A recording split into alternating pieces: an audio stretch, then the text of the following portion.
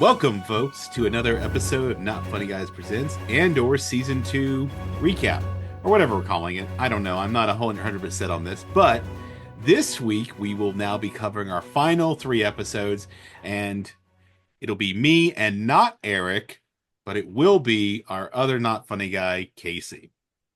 You can say Hello. hello, yes. Don't, yeah. Hello. All right. So Hello. let's get into it. First, let's start with episode 10, Make It Stop. So let's start with our summary. We are now in 1 BBY, or they write it BBY1. I don't like that, but I'm gonna leave it be. We find Luth and Rael meeting with a rather frantic supervisor, Lonnie Young, whatever his name is. The ISB supervisor tells him that Deidre Miro is close to discovering who he is and reveals that Orson Krennic has been building a secret weapon. The whole thing, we get the mention of Galen Erso. And basically that this is what's been going on. This is the conspiracy that's at the heart of the Gorman massacre and all that stuff.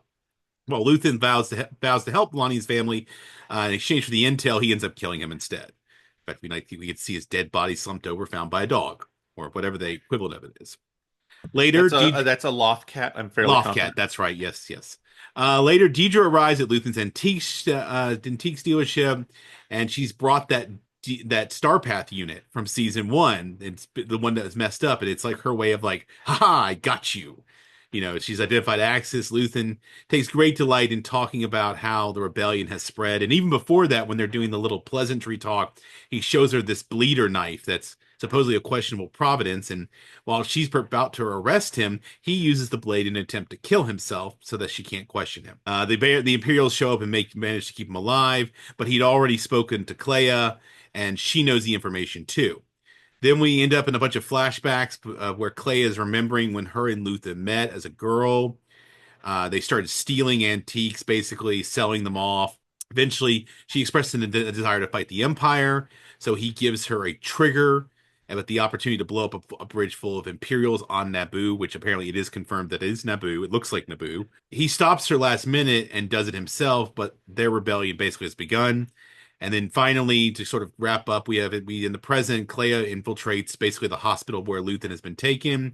We find out that Deidre's been arrested by the ISB for basically going off script for like the last time, and apparently Partagaz is pulling his support for her. She uses an explosive to basically to lure most of the stormtroopers out of the way, and then kills a few of them, and then basically has a tearful goodbye as she basically pulls Luthen's life support.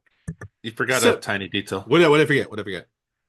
In the flashbacks with Luthen, when we first see him in that little war scene, Yes, he is working for the Empire. he is. He is an Yeah, Imperial soldier. yeah. Yeah. So I did. I didn't he recognize. sees the atrocities and he decides, I don't want to be part of this. Yeah, It's he's a very saying things like, timely episode.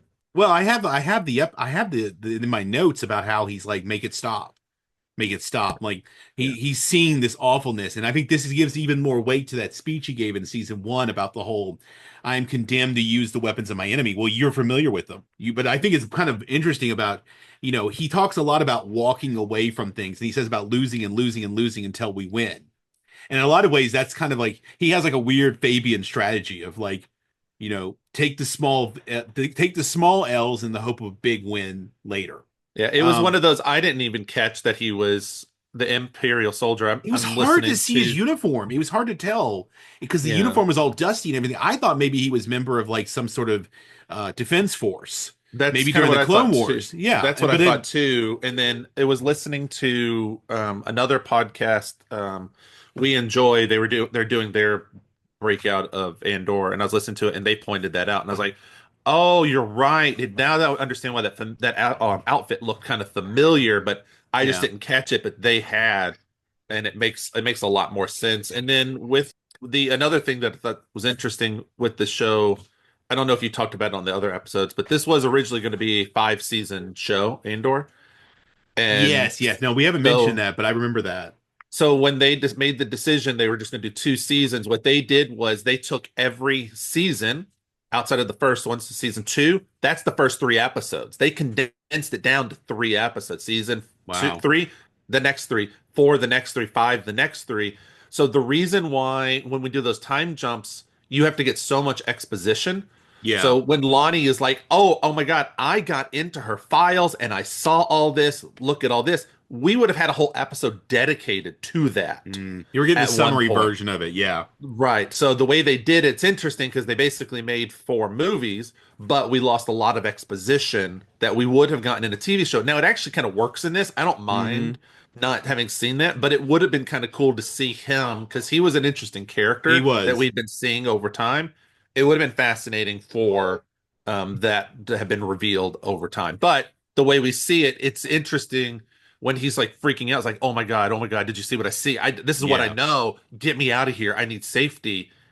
It's interesting now, like even more so the way they do it. So anyway, it was very There's something fascinating. about the there's something about the inherent sense of danger that's been growing over the episodes. But what's so fascinating to me is that we can see the danger because we're seeing these interaction between these players. Mhm. But if you look around Coruscant, you know nothing. Right. So quiet That's and peaceful, and that's what the Emperor wanted. No. exactly. And they one thing that's really fascinating with this, particularly at the end of the last episode with what had happened with Mon Mothma leading into Mhm. like how this is leading in, it's so timely for today in the world we live in Oh today. gosh, yes. But they wrote this show a while back, so it's just fascinating how when those things line up, like the musical Hades Town when it was written and how it lined up with where we were when it came out, Well, there's certain themes this that are is kind of, paralleling in an yeah, interesting way. But this one, it's such a great episode with the flashbacks. The flashbacks weren't my favorite bit, to be honest. I would have rather just give me more Clea time, but I get why they did it. You got Stellan Skarsgård, and you kind of need to do something with him, and it finally explains their relationship, why they have that yes, father-daughter yeah, relationship. Because at first you're like, well, this is creepy. You're really old, and why is this? Why are you with this girl in season one? But yeah. now we've explained it enough. And Her they saved it for infiltrating the the end. They kind of saved it right. all for the end. So it's sort of like the now that everything is about to end, now you can know the truth. Kind Which of. they've done for a lot of things in this, actually, in this Hmm. show. That seemed to be like the recurring technique that they use, even with like the Death Star. They really saved. We knew Yeah. that where they were kind of doing, but we didn't get the full details until Lonnie makes this, like all these different Well, things. even in season one, when he's on Narkina 5 making all those parts that you're like, everybody's trying to figure out what, and then at the end of season one, what do we get? It's part of the Yeah, dish, yeah. on the Death Star. And you're like, oh, so he was making the weapon that's one day going to kill him. So I love the infiltration of the hospital. I love the way they do it. The like, oh, this doesn't work. Okay, cool. I'll go over here and do this. Oh, that doesn't work. I'll do this. And she's going through, and what should stop her? Deidre is there in that room. Deidre should be the final guard to stop her. But of course, what happens to Deidre Deidre? gets arrested. Deidre gets arrested at the right moment for Clea, who had no idea that that was happening. So No, it things actually luck was was on her the side. The yeah, it Force was the was way with to her. get her in. No, the Absolutely, the Force Force was was with definitely her. with her. Yeah. And so she gets in there, and then that moment when I was watching, I mean, obviously I knew what was happening. I figured out in my head she's got to kill him. It is the only thing that makes Yeah, no, sense. no. That's why she was there. But you think that they're gonna have a conversation at the very end. You're like, oh, he's gonna wake up just enough to say I love you or something, and he doesn't. She gets that No. piece off, and it's just the final breath, and she does it without hesitation. She's that trained of a soldier at that point. Yeah. She has no hesitation. She does it. She looks at him. She sheds the tear. She peacefully says her goodbye. You can tell the way they filmed that shot. She's there looking. She's got the tear. She takes a beat, which is her goodbye, and then she just gets up and walks out to continue her mission because she knows the mission, the greater good, is more important than the one soldier because he's trained her that all this time. And then Deidre is getting into further trouble, which I don't remember if it's this episode, at the end of this episode or the next, where they start to interrogate her. But the moment that interrogation starts, Oh, yeah. she starts to know I am screwed, like something bad is about to happen. Well, she played her big Sherlock Holmes moment, and there's that line where she says I think it's something about she's afraid of freedom, and then Yeah, she says he wants chaos. yeah, And then there's a whole thing when Hurt and Partagaz are talking about access, which is supposed to be his desk. And of course, Lonnie broke into her files. That's really what condemns her. Is that she did yeah, that she snooped around. right. And then they find out Lonnie's dead and Hurt's like pissed off. And this is when Partagaz basically pulls his protection. But also in the past, I found out something interesting. We do figure a hint at Luthen's real name, or at least his real last name, Sergeant Lear. It's what he's referred to. Interesting. What I is caught Lear that. though tied to in Star Wars I world know. still? I don't know, but I'm thinking about King Lear. But Okay, well, think that about makes King total Deer, sense. Lear and his favorite daughter. I don't remember which one it is. I'm not that brushed up. But and then of course we get Deidre arrested, and then I think I have another line and says, when they're back in the flashback, there is like a whole thing where he says, "I lie, get used to it," to her. Like, Yeah, there are certain things you're gonna have to accept. Yeah, she doesn't have the interrogation. My notes actually follow I the think that's fade in the out. next episode. It's the Yeah, fade out on his body that yeah. I really like that. Did you notice they did the fade out differently? I definitely took notice when I was watching Hmm. it. They actually start with the body. They do an Optimus Hmm. Prime where Yeah. they actually start to gray out his body, and then they start to Yeah. focus Oh in yeah. to fade out the whole thing. I thought that was an interesting technique. Also, one other thing of note from the flashbacks, when they're negotiating with the woman, and then they Oh yeah, leave, yeah. she goes, "Am I your daughter?" And he's like, "Well, when it's useful," or whatever his line is. I thought that was Yeah. an interesting play Yeah, they're on it. basically it's a lot of espionage, and they're like, but it's not for them at that point. For them, it's almost like they're running a con. You know, Absolutely, yeah. absolutely. Basically, it's like they're starting out in a weird way. It's like they started out just like Andor I because need he to was train basically a my small time hustler. You Yeah. know, I need to train my child to negotiate like that when I go to comic shops. I don't think I could ever get any of my kids. I think maybe Copeland. I could work on my youngest. He might be into like he could probably no. You know who it was? My oldest son Finn. He likes to negotiate everything, so he might be somebody I could corrupt in that way. There you go. There you All go. right. All right, next Yeah. episode. So our next episode 11, who else knows, which we know is the line that Krennic uses, because what I think is so fascinating, and by the way, I'm jumping ahead a little bit here, but the way they come down on Deidre and then what happens to Partagaz, it's obvious that their mess up has cost them, and they're basically both taking both options out, and I'm pretty sure Krennic's burning them. Oh, absolutely he is. Yeah, because they Absolutely. know. They know, and he's got to basically, you were a loose end, I'm tying you off. So we have a furious Krennic. This is when he visits Deidre, and they talk about the death, and she says it openly, the Death Star. Turns out she's been looking, basically snooping in Imperial files, calls it a clerical error. But but because someone accidentally sent her an Yes, email. basically someone put the file, and then she snooped. She basically looked, she wasn't telling her superior, and those are the things that Lonnie saw, which means that he then passed them on to Luthen, and helped the rebellion learn about the weapon's existence, which becomes all ties into Rogue One at the end. And basically, this all came from their searching for access. Krennic argues with Partagaz before the return. He has to return to Scara. The ISB major is going to be blamed for basically Dietrich's missteps. Basically, they're both going to get caught for this one.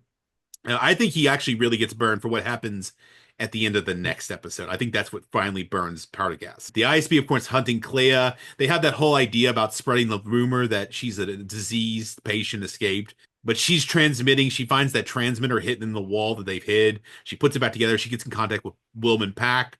And then Cassian and KS2O and Melchi basically go off to Coruscant. And I love the fact that Melchi has this moment of just like staring at the planet in awe because he's obviously never been there. Clea tells him about the Death Star. They're reluctant. They want her to come with them back to Yavin. She doesn't want to go because the Rebel Alliance has not, shall we say, looked kindly on Luthen for a while now. Basically, they're treating him just like Saul. But he basically the emphasis is that without him, there would have been no rebellion. And of course, the Imperials are closing in. And then, of course, my favorite part is the way K2SO starts laying waste to them, begins Yeah. to enter the building, which will continue into the next Right. episode as we do actually get them out.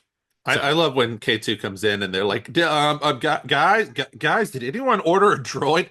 Nope. but So then it's a there's great. that whole thing. I love that interrogation room because I love the fact that things have been flipped on Deidre. And Yes. Krennic like grills her about who else knows if we get the title. And of course Right. he's suspecting Deidre. And then Well, of she's like, course. no, no, no, no. And then he knows that she knows too much because she knew Galen Erso. She Well, learned about so the information from the intel that she was peeking at. she's an interesting. You can look at her from so many different ways. You can look at her from one, everyone who's not actually on the Death Star has to go because Krennic Basically. can't have any of them. So all of them have to be wiped out one by one, which is an interesting thing that fascists and dictators will do all the time. You know, you got to keep, you keep it contained. If anyone finds out, you get rid of them. Yeah. Like as I was thing on Genghis Khan, like when his body was buried, well, the group that buried it was killed. Yeah. Then that mercenary group was killed, and then that mercenary group, so that no one would know. So it's the same. It's an interesting technique they do. But Dead then the men second tell no thing, secrets. Dead men yeah, tell no secrets. and then the second thing that's interesting in this is the way the corporate world works. Is oh, we screwed up, you found out, you got to go. Yeah. And, oh, you're her boss. You got to go too because you were under her. Like it's interesting the Well, way it's the that it. ruthless cutthroatness of the Yeah. Empire that Mhm. Palpatine kind of did. I mean, even people like Deidre to get where she was stepping all over people. She stepped all over Blevin last season, Yeah. and then Hurt was always mistrusting her, even though he used to be her aide. I loved her character in season one. I still like her in season two. Although when I say I like her, I don't want people to think that, oh, I love what she's doing. What No, I but she's a mean compelling is character. yes, she's so well written. And in the first season, you're watching her, and at first you're like, oh, I don't know what you're doing. Are you a good guy? Are you a bad guy? We're focusing on you so much. But she's being a ruthless businesswoman in this world of men succeed Yes. over women. And she does such a great job of rising the ladder and stepping on people just to get burned for her own ruthless aggression that she has Basically, throughout she things. stepped over a line and no one was willing to back her play. You Right. know, in a lot of ways. Because like that's what like when Party gets. But I love it when Hurt when they show back up to the hospital before they go to the comms room, and of course they threaten the administrator with prison Mhm. for interfering. But I love the fact that they assume it's three men Right. because it's like that's what they assume it would be needed to pull this off, and it's like nope, just one woman. Yeah. You One know, woman and an email I mean, technically it's not an email, but an email that got sent to the wrong person by basically. accident and they read it and they didn't report it. They didn't follow the policies and the No. governance of the business, of the corporation, the empire. It didn't report it. And then they kept it and then they dug into it, which is exactly what happens in real life Well, every time. corporations are a lot like fascism. A little bit they are. Well, So there's a hierarchy, and it's very hierarchical, very tightly controlled. You know, depending on the corporation. yeah, it's just fascinating what happens with her story. And I mean, by this point in time, you hate her in the show. They've written her so well, you want to hate her. Yeah, If you really like her, you probably should go see somebody because she's gotten some you might be bad a issues. sociopath. You know. Yeah, but they write her so well. She's Well, you almost to like her the because she's such a good character, and you hate her for what she is, but you appreciate the character. right. And that's what I say. Like Yeah. when I say like you, she's so well written. She's almost Sherry Palmer from the first season of 24 level, written so well. Where by the end of that show, you're like yelling at the screen, "Yes, get what you deserve."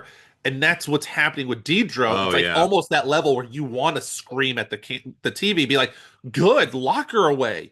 Like And throw her in, figuring where she'll end up. We'll get to that. That is especially very. with her love having like what had happened. Oh yeah, And with Cyril gone. she So could have saved him, but doesn't save him. She yeah, had the chance and she chose corporate loyalty over love. very much so. It's very interesting. So Well, I she's like not. what She's there's a lack of humanity inside of her, and yes. that's mainly. But because I think one of the reasons why you can even pity her is if you remember what Dick talked about her upbringing.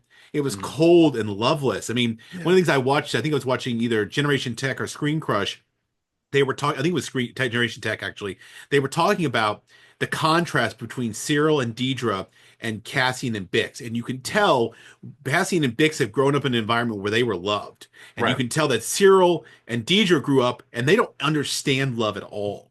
You Right. know, they have no Well, understanding. which is fascinating because that Nix didn't have love, but his mom, who showed no love to him, Oh God, when Cyril. she's talking to Cyril, sorry, when Yeah, she's yeah. talking to Deidre, and she's like, "Tell me about your upbringing," and she learns about living in like the orphanage, and then she's like, "Oh, you didn't know a mother's love," which is fascinating I coming from know. her. That's yeah for But her and then she's like, "Well, I didn't know what I was missing," so of basically. course she ends up the way she does. Yeah, yeah. It was a great. I love that little bit of this episode. I love watching what was happening to Deidre, and then I'll say more when we get to the next episode. Well, there's a But wonderful line when Cassian and them are playing games, and I think it's Melchi is bluffing him, and he's like and Cassian tells him he's trying to droid you by like yeah, overusing logic. yeah, And this is when Partagaz and Krennic have that conversation, Mhm. about the Death Star, and he calls Krennic out for basically like, you're behind. And then of course we really definitely get the whole, I love that K2 is so mouthy. I have missed him, you It know. was nice. It would have been nice to have him in more of the show, but having him where he Yeah. And then fits of course in works. Cassian goes rogue again. Right. Surprising that he doesn't get, like, honestly, it's amazing he doesn't get in more trouble for that stuff.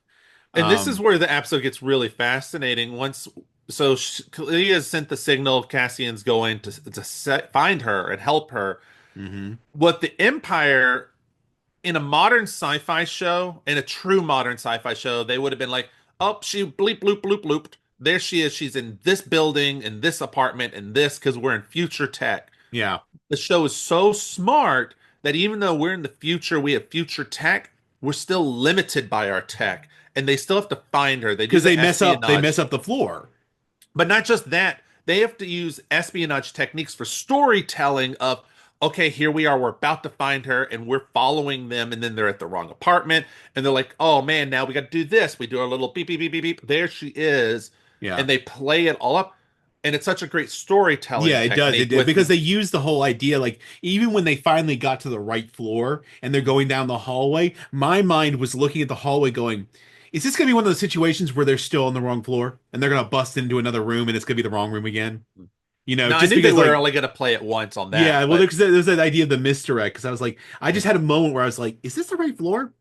But that's kind of where we leave that episode too, is we leave yeah. on that cliffhanger where Hurt and them is leading that team, and he's going in. It's like a repeat of the Cyril Karn incident too Mhm. from season one in a lot of ways, because Hurt honestly shouldn't be there, but he's trying to be like No. big Well, manly man, well, he's trying to be ambitious, and Yes, if he can get that claim of "I found her, I did this," yes, then and he that's what knows they're all he'll trained to boost do. his. I mean, that's Yeah, the whole imperial structure, is everybody's meant to, like, you're looking out for you. I mean, yeah, that's what season one. Look at Deidre and Blevin and all their bits. Partagas warns her because he knows that this is a game of, like, who do you hop over to get ahead. I remember yeah, there was an episode of Star Wars Rebels that I watched where I think Ezra Bridger infiltrates an Imperial Academy, and there's a whole testing ground about getting out of this pit first, and a lot of it is about who do you stab in the back to get ahead, and that's like yeah. the Imperial's entire process. All right, any other Yeah, thoughts on that episode before we move on? Because we just roll right over. no, it's a good episode. Like I said, I like what's going on with Deidre. I really like the future tech's not so future proof Yeah. to find things. It's a great storytelling, espionage thing of like this is happening, and they're doing the parallels and building up that tension. The music's getting faster Oh as we're yeah. going. There's so many little bits, and then it builds up to that firefight at the very end as K2 is coming through to save the day. And his Well, great that's comic where relief we with basically this. pick up the next episode. Episode 12 is Jeddah, Kyber, Urso. And so there's this standoff between our heroes and the ISB, but K2SO arrives to sort of save the day, and they escape. Now, one of my favorite things about that, I'm going to drop a note right now. I love that he snaps Hurt's necks and uses his body as a human shield. Yes, I do agree that it becomes a shield, and I love the ragdoll throw. Oh, Like yes. at that moment they're watching the door, and you see, "Thump," Yes. and then he So, steps in. He's like, "Hi." yeah. Meanwhile, the Rebel Alliance, basically, the leaders are bickering with Mon Mothma and Saw Gerrera having it out again on another video conference. We now know that he's on Jeddah. So we have now confirmed that he has moved his operation to Jeddah, and apparently his operation is causing a lot of problems. We see Bail Organa is also now here. We also see that Admiral Radis is with us now too. So we discovered that the energy project that the Empire and the Senate has been funding, which they were never allowed to see any details, is the Death Star. But when Cassian tells them this about what he's learned from Luthen, they all start acting reluctantly. This is like a level of mistrust. He points out that despite his methods, Luthen gave far more to the rebellion, but he's of course confined to corners when he gets back. Partagas is the last time we see him. He's actually listening to Nemik's manifesto, which I find interesting that has somehow become an object that's being passed around even in the Imperials. Like, I feel like that would be treason to listen to that. But then Well, he's I given that assume it'll be Largette gives him treason that later. option. Well, Largette gives him that option to have a few moments. He knows he's going to kill himself because he doesn't even flinch. It's like a samurai who has dishonored himself is given that moment to seppuku, and rather than face the humiliation of actually being in prison. Yeah. And then ultimately, the rebel leaders, of course, reconsidered to take Cassian's thing because apparently Tivik, who is their man inside Saul's group, so he's not completely paranoid all the time, even though he's been huffing that rhydonium or whatever it was, which of course he's on Kafrene, and that's where we will pick up in Rogue One. Bale recognizes he was wrong and tells Cassian he wants him to go. He wants to go down swinging. Gives him the May I Force and lets him go get him. And then we end with this kind of like montage where we see Wilman with the Drina girl, Mon with her sister. We even see Perrin back on Coruscant. Basically, he's sleeping with Davos Skulden's wife and drunk. Clea sort of finding a new purpose because at one point she runs into Vel, who basically shows her a real sense of humanity. We see that Deidre is now in a prison just like Andor was. Don't know if it's the same one. She's locked in a very similar Profili. And then we see Krennic watching the Death Star. We see Saul and Jeddah. So we're basically putting all these people into their place where they're going to basically be for Rogue One.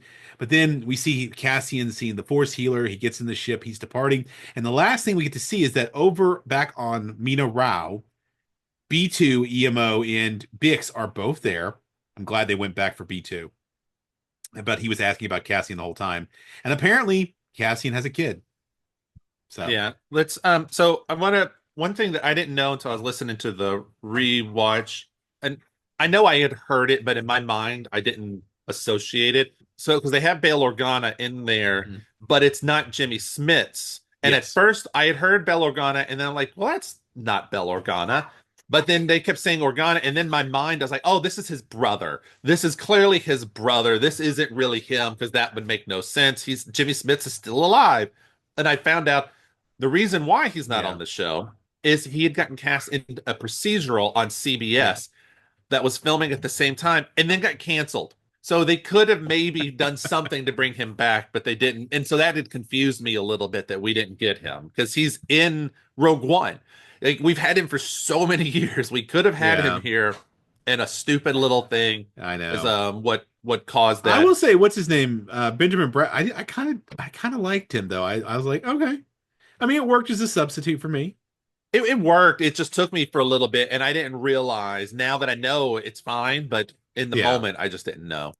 I love that when they take Clea to Yavin, she says, "What a bitter ending," because she sort of seems like she's going to prison. She kind of is. She's I back mean, in kind of her where she mind, it started. is. And then I noted the whole thing about Hurt kind of going gung ho and how that cost him.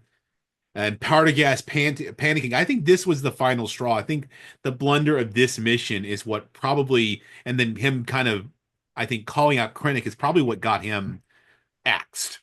I think it would have happened no matter what. I think this just sped it up, but I think Yeah, I he think that is. was Oh, I because love what had that. happened with her. I think this Yeah, I was think going to because cause this. yeah, and the fact that he'd been at that final solution type conference too, it was just like, well, he knows too much. But I love the way that when they leave the building after they've killed all the Imperials and K2 just ran amok. He started with the guards outside, got the ship taken out, which killed the comms, and then he just works his way up. But they I love So how they act casual. It made yeah, me think about Han Solo when he told Chewie to fly casual. Yeah, this episode brought about another a dislike for the show for me that was it was a weak point, and it's Saul.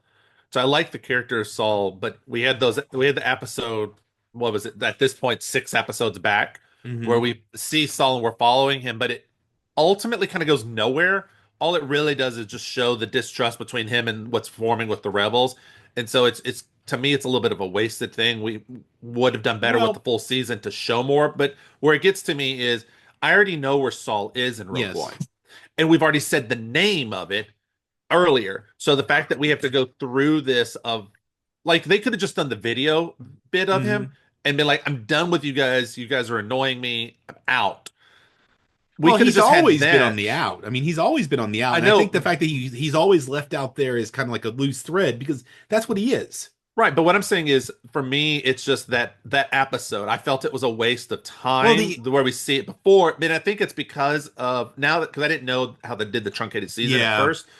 I think it would have worked better with the longer season to get gosh, more we would of have all we him. would have all watched it too. That's the thing is Yeah. that everybody would have watched that. Yeah. But I mean, I think the way that he appears at the end, it's kind of like the end of the movie ends up being like establishing shots for Rogue One. Right. And that's why I'm like, I think just having the video footage of him would have been fine, like where Mhm. he's doing the thing. Because we already knew the moment they said the Jedha Kyber Urso, was like, oh, I get all these pieces now. Well, I think in a And lot of ways it was probably not meant for you and me. I think it was more meant for the people who haven't seen Rogue One in a while and need to maybe have themselves framed in a place and a time. I kind of feel like that's what they were trying to do. Like they were trying to speak to a maybe a more casual audience. Disney needs to figure out that this isn't a casual audience show. This is Oh, well, a yeah. Star with Star Wars in general. It's not casual audience. Star Wars, it's you've got crazy psychotic fans who obsess over every little detail and never like anything but love it I all. know. Well, I do It's like Saul has a great line when he's on that hologram. He says, if you could fight as well as you lie." yeah. Oh, I love that line. Again, he's a great character. He I is. do like him. I just didn't like how they used him earlier in this particular season. But I do love the stuff. It probably it would have worked in the end montage, but I wish we could have seen what had happened to Gorman at the end. Like, let us show a flash of there's what's happening on that planet. We know what happened. They've told Yes. us what's gonna Yeah. happen. It would have been nice to have been like here's a ship passing by, leaving from there, and you I see think the it's more like remnants or something. I feel like more like they want us to like keep in our imagination how we would like to see that happening. I think maybe they were leaving kind of like Maybe. we know something terrible. But there's also another when they get back from the mission. I love that K2 looks out for himself. He says, "I plan to tell them I was kidnapped." Yeah. I thought that was great too. And he I gets ordered to love go that power himself down, like go power down. and I love that they won't listen to Andor. They're like, "Oh, you're confined to quarters." And he's like, "Permission to go to medbay." And I love that Moth was like, "Absolutely, yes." Before Yes. anyone else can say, Because but then Mothma she's still setting trusts him up because they have that right. bond of basically escaping together.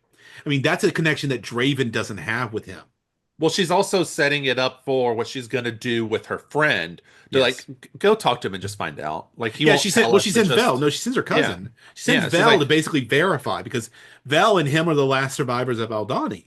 right, You know. and she knows that she'll be able to get that information this way because she also just let him go see his friend. Like Yeah. all the pieces are lining up, the She, chessboard is set and she also knows that he'll talk to Vel and right. that Vel has been enough time with him to read him accurately. So she's And I just looking like for confirmation, verification. and I appreciate we don't have to see that scene. We get to see. Can you just tell me what she said? And it's like Yeah. cut to a next little section, and I appreciated that. Or Yeah, the we don't need value of that. our We know. time. Yeah, we don't Right. need it. I love the fact that well, first of all, Bale apparently viewed Luthen just like Saul, and there's Mhm. a conversation where they said it's a good thing that Merrick and Dodonna aren't here, and Yeah. Merrick, of course, is the Blue leader who Mhm. we'll see in Rogue One, and of course Dodonna is the other leader, and it's like apparently because they would have basically court-martialed him, Yeah. so that they're waiting for a full council deliberation, and they bring in those. I got their names somewhere. I don't remember where, but those other two senators who were in Rogue One, the African American lady, and then the Right. guy who was from Sherlock is what I remember him from. They are such spineless people. I hate Well, them. yeah. Well, it's got to show that the rebellion is being formed by these bureaucrats right now. Yeah, They're there are people starting who to are come trying in. to. Well, they're fence sitters, is what they are. Right. They think that this Well, can yeah. go backwards, and I think Mon Mothma is the only one who understands probably that's not going to happen. I think So Mon Mothma realized that after the Senate yes, escape. I think that's when she realized there is no turning back at that point. and of course, there's a whole thing where Cassian talking about Luthen saying he made it worth it. And then, Mm. of course, we have the whole thing that the reason they even bring Cassian back is because their agent Tivik is like buzzing them, and he will only speak to Cassian. Yeah, So that kind of gets him back in on the good side. So they need him. But I love also the fact that there is the fact that I absolutely love the fact that the Imperials were listening to Nemec's agreed. manifesto. I thought that was Yes. so fascinating because it's like it just tells you how much they're afraid of it. Hmm. And I love the fact that they played one of Nemec's line. Remember that the frontier of the rebellion is everywhere. And I think the moment you see that in Partagaz listening, he realizes that's true. Right. And It's then there's the whole. Then of course the large jet comes to like arrest him. yeah. And then we're going to end up getting the we got your mission, let's go on it, and it's the cool, we're going on another mission. It's gonna be great. And we Yeah, get and the it's just him whole and K2, you know. he suits up. We get the whole walk, and as soon as you see him starting to suit up, and he because he to him he's coming back because he's watering his plants, he's doing all this stuff, gets dressed in the outfit that we're familiar with, and he starts Yeah, to we had that go. whole And montage at the end. Yeah, yeah, we Deidre's in the start to do the prison. montage. I Looks love like the montage. I thought the montage was very well done. There's not much I can think of that Krennic thing I watching would the have. Death Star. The only thing missing is the firing dish, which we'll see in Rogue One. Yep. I think the only thing maybe I would have liked in the montage, like I would have truly, truly loved, and I get why they didn't do it, but I would have loved, because we know it's setting up for Rogue One, if they could have used a shot of Urso, both of them, him Mm, working on it, even if it had been an old shot of him yeah, working on something, and then reuse footage. her just to show like this is what's coming. I get why they didn't. Again, you have to pay those actors. If the Yes. moment you do that, Disney, you could have just shelled out another tiny little bit and had at least one of them Yeah. be there. You don't maybe need both, but at least have one. I'm sure you could have afforded Miles I Mickelson. Well, I actually think that I would have liked to have had Jyn Erso in the shot. Well, That's that's my what I'm saying. only thing. Either I would have liked to have her, like, what was she doing maybe right before she got arrested? That right. kind of thing, like a little deeper backstory for her, just a little bit more, because I mean, all we really know about her is that she was a little girl, she was living on Coruscant, and she was on that planet with her parents. Her mom gets killed, Saw adopts her, and then when she's Yeah. 16, he abandons her because people were starting to figure out who she was. Yeah. Like You we don't know? need a ton, but it would have been nice just to have seen a shot of her as they're saying Urso. Like Yeah. they could have just been like, here, Jeddah, Kyber, Urso. And as they say each one, they could have just cut to a small little, this is Mhm. something, which I think would have been really effective. We see Bix with the baby in the field of wheat, staring off into the horizon, which is a kind of a classic Star Wars trope. Right. And it represents that idea of hope, because we get that, of course, with Luke and New Hope. We get that with Uncle Owen and Aunt Beru in the end of the Revenge of the Sith.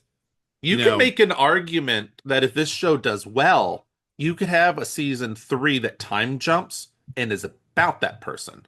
You could hmm, easily do wanting to go and find out who's my father. What is all of this? Could easily do it, well, and then you can continue the show and you could fill in flash some more forward. gap. I That's what mean, I'm it, saying. it That provides you an they're opportunity grown to tell up. another. Yeah, it tells you, because you have another gap, because obviously on the other side of the Empire, we have, Ahsoka, and we have But I don't even think Mandalorian. I It don't even could think you present need. something you could do on that Well, end. I think you could actually do you could do an interesting take on that. And then it's like, oh my God, this family is more important than we ever could have thought of. Because back when Rogue One happened, we're like, you're gonna do a show on Cassian Andor? How does this work?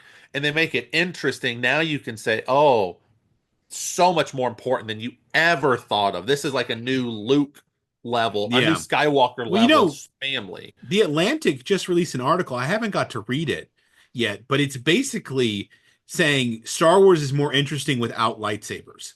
Yes Kind and of, no. Yes and no. a I little think bit. Like, I think it's a mixed bag. this I've was not read it, really so I don't know right. what the Was I full say take is. this just on the headline? This was really good, and it's great without lightsabers. Yes, Mandalorian, for the most part, is good without lightsabers, but every now and then you're they like, do bring oh, some this is stuff in. falling flat. Dark Ahsoka's great. saber. Yeah, dark sabers. Ahsoka's great with lightsabers. I don't mind Ahsoka, Yeah. and I thought I'm New glad it's getting a Republic. season two, honestly. Right. And I liked what was the other Acolyte? I thought Acolyte was great, and I thought Acolyte shows how lightsabers are fascinating.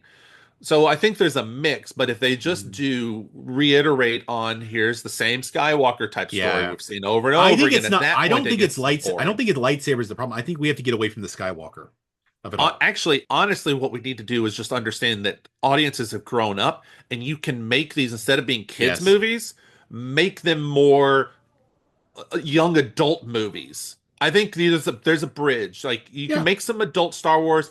You could technically make some kids Star Wars, but really the best point will be young adult. Yeah. And I think No, then I you think that would can be good. That's show a the good market. That's a stakes growing better. market, by the way. In terms of literature, that's in a massively growing market. I Yeah. think Disney needs to tap into that. I mean, because if you think back about what Luke Skywalker and everything in The New Hope, it kind of was a young adult story.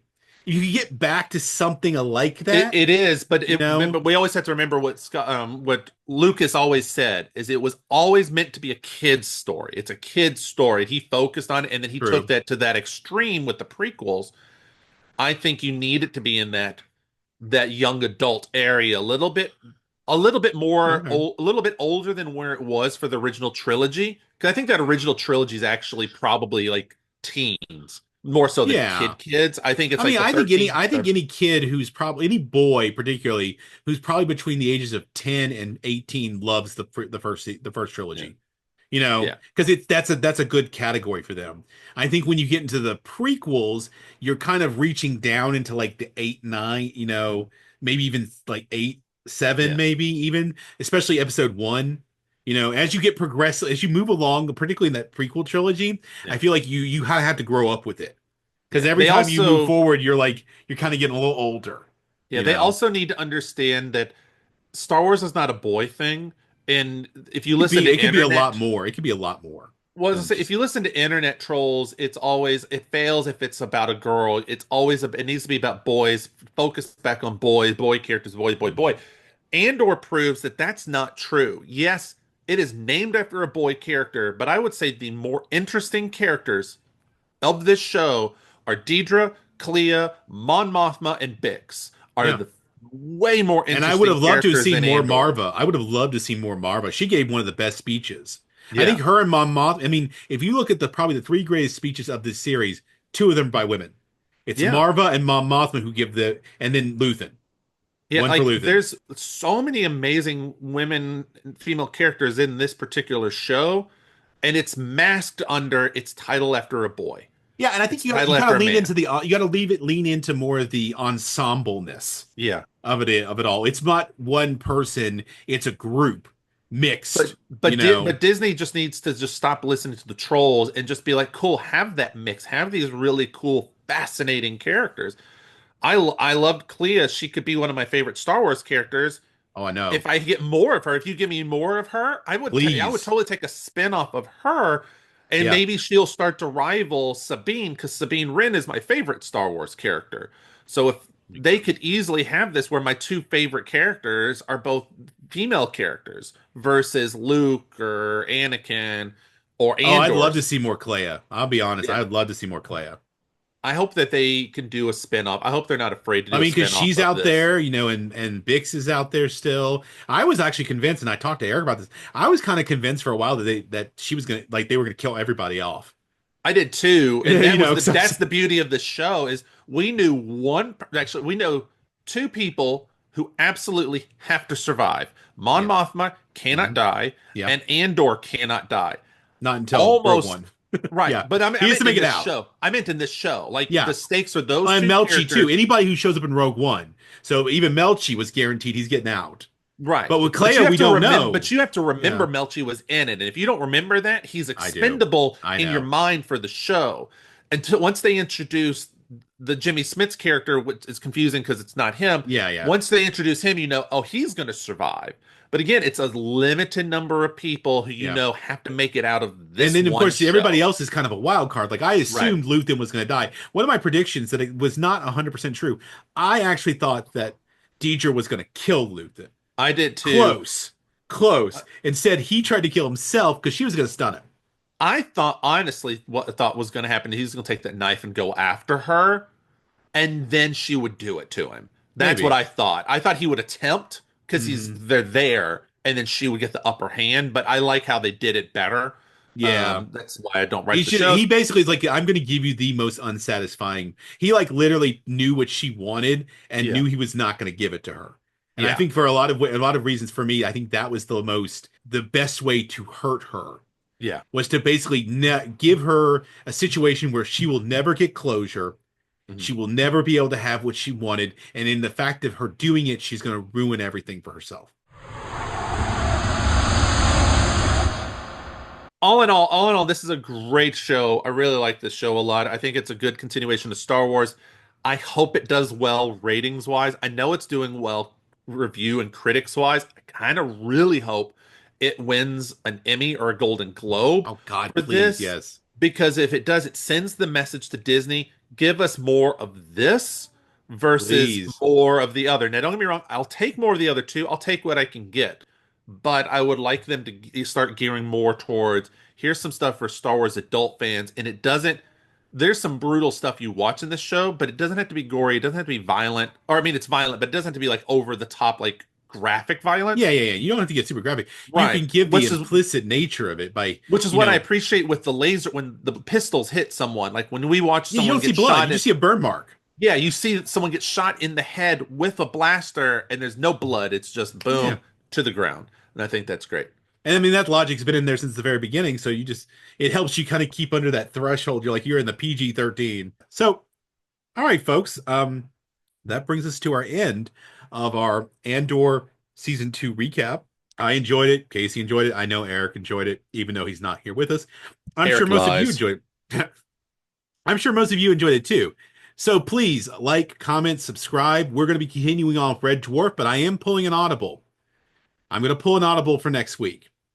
Because we just finished Andor 2, we're gonna watch Rogue One, and we're gonna talk about it.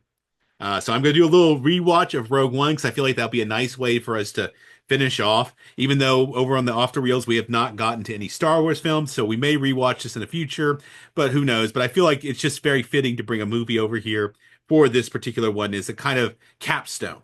So we'll be doing that, and then we'll be moving on to Red Dwarf. So thank you all for being here. Like I said, like and subscribe, and keep it not funny. Say not funny guys again. Not funny guys again. No, can you say not funny guys? Not